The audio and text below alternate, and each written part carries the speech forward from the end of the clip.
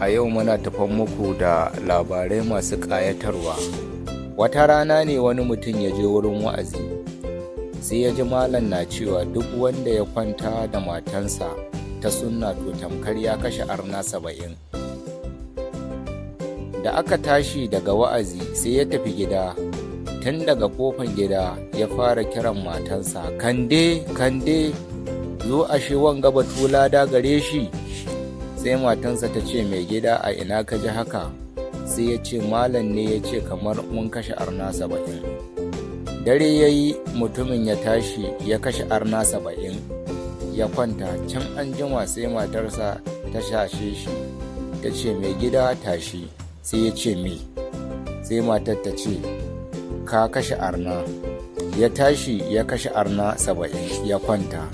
Can an jima ma ta sake tashinsa ta ce, mai gida tashi. Sai ya ce, arna ko? Ta ce, ya tashi ya kashe arna ya kwanta. Can an jima ta sake cewa, mai gida tashi ka kashe arna. Ya tashi da ƙyar ya kashe arna 70 ya kwanta. Can misalin ƙarfe 4 na asubahi ta sake cewa, mai gida tashi ka kashe arna. Sai ya ce, kande? Ta ce, na'am mai gida.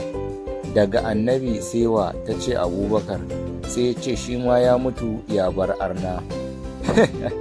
Wannan labari daban dariya.